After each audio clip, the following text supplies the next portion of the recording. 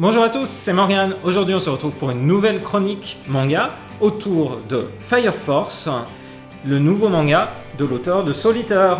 On y va! Alors, Fire Force, comme je le disais en introduction, c'est la nouvelle série de Atsushi Okubo, le créateur de Soul Eater. Et Soul Eater, ça avait vraiment été un coup de cœur pour moi. Ça avait été un coup de cœur aussi bien en animé que en manga.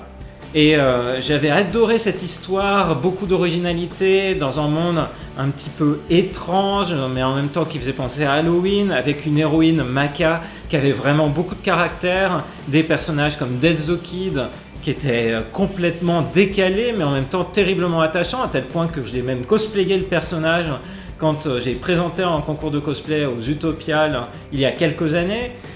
Tensai Okamura, le réalisateur de la série animée de Soul Eater, était venu en France justement aux Utopiales et certains des éléments de l'architecture française l'avaient également inspiré pour faire la réalisation animée. Bref, Soul Eater, c'était gros coup de cœur. Pour ceux qui ne connaîtraient pas, je vous recommande de regarder et de lire Soul Eater.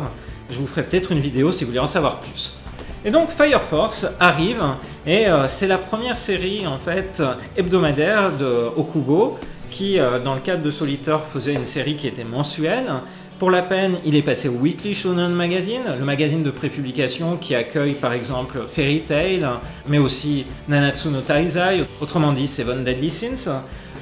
Et dans Fire Force, en fait, il prend un parti différent. Il décrit un univers qui est beaucoup plus rationnel dans son fonctionnement, même s'il se passe des choses surprenantes et surnaturelles.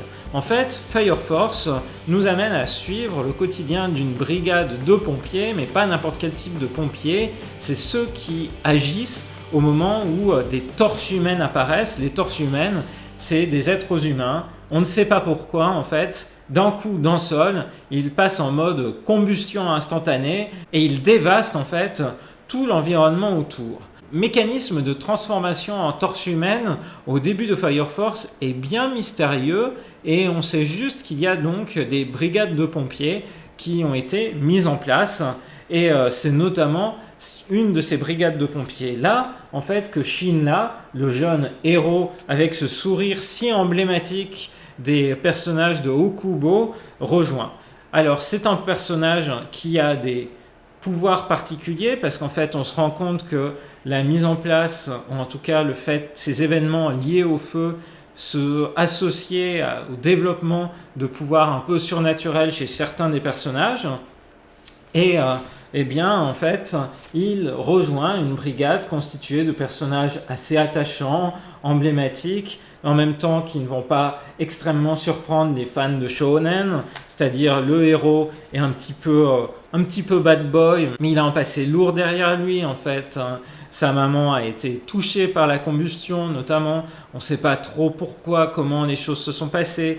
Il y a le chef de la brigade qui lui est quelqu'un qui n'a pas de pouvoir mais qui a beaucoup de volonté. Il y a une jeune femme très forte au niveau physique avec beaucoup de caractère, une nonne qui est là pour délivrer les âmes. Bref, un ensemble de personnages, on va dire, qui satisfont aux archétypes des shonen. Alors première chose qui frappe chez Okubo toujours, c'est la qualité du dessin, et son dessin en fait, même si c'est une série hebdomadaire, est extrêmement soigné tant dans les traits des personnages que dans les décors, et on se retrouve immédiatement plongé dans son univers et dans le quotidien de cette brigade qui va tenter de résoudre ce mystère autour de la combustion.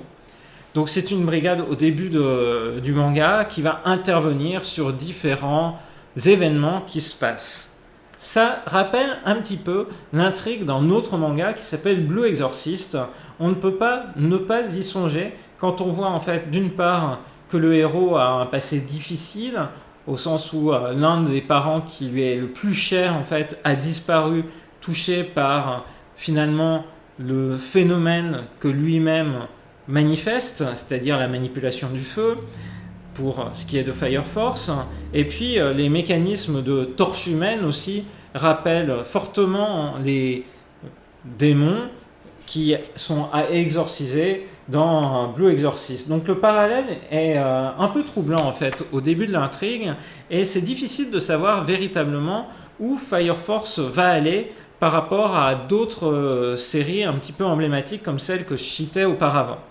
Alors, c'est simple, c'est intéressant à ce niveau-là en fait de se pencher dans l'interview de l'auteur Atsushi Okubo dans le magazine Coyote Mag, où il explique un petit peu ce qu'il a voulu faire à la fois avec Soul Eater, où il avait voulu vraiment on va dire créer quelque chose de nouveau par rapport au code du shonen, et avec Fire Force où là il a été un petit peu plus dans les canons, en tout cas dans la typologie plutôt classique d'un shonen, avec la galerie de personnages et une intrigue qui se développe finalement de manière beaucoup plus linéaire que Soul Eater.